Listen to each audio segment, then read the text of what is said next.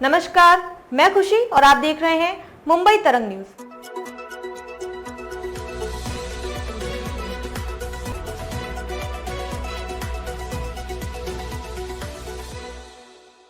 Sketch गलत कैसे हो गया? सामना में पहलगाम हमले को लेकर सरकार पर उठे सवाल। शिवसेना उद्धव ठाकरे ने अपने मुखपत्र सामना में पहलगाम हमले के आतंकवादियों के स्केच को लेकर सरकार को घेरा है। संपादकीय में सरकार से कई सवाल पूछे गए।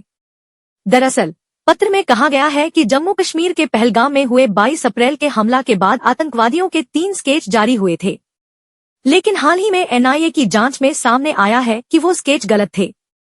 इसी को लेकर अब उद्धव गुट की शिवसेना ने सरकार को घेरने का काम किया है। संपादकीय में कहा गया एक कहावत है, रस्सी को सांप समझकर पीटना। पिछले 2 महीनों में पहलगाम आतंकी हमले और क्रूर हत्याकांड की सरकारी जांच की स्पीड भी इस कहावत से मिलती जुलती नजर आ रही है। 22 अप्रैल को पहलगाम की बैसन घाटी में आतंकियों ने 25 पर्यटकों और एक स्थानीय कश्मीरी युवक की गोली मारकर हत्या कर दी थी, जिसके बाद पूरे देश में आक्रोश फैल गया था। गलत स्केच को लेकर उठाए गए सवाल। पत्र में कहा गया, हमले के 48 घंटे के अंदर ही केंद्र सरकार ने आनन फानन में पहलगाम हमले में शामिल 3 हमलावरों के स्केच जारी कर दिए थे, यह दिखाने के लिए कि मोदी सरकार ने किस तरह फटाफट आतंकियों की पहचान की। ये स्केच तुरंत सोशल मीडिया पर फॉरवर्ड किए गए और सरकार की खूब वाहवाही हुई। इन तीनों आतंकियों के ये स्केच हिंदुस्तान समेत दुनिया भर के मीडिया में छाए रहे।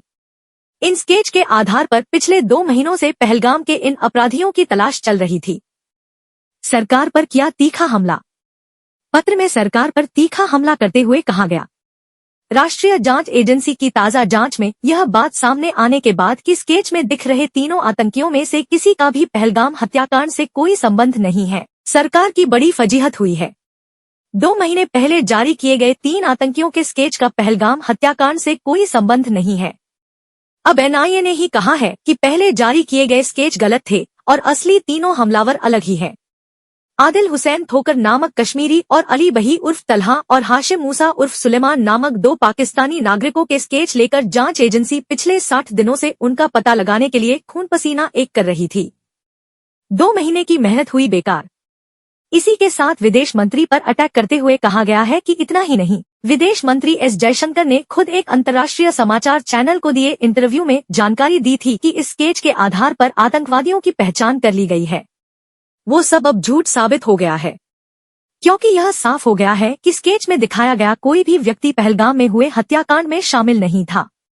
इसलिए पहलगाम हमले की पूरी जांच की दिशा और 2 महीने की मेहनत बेकार चली गई।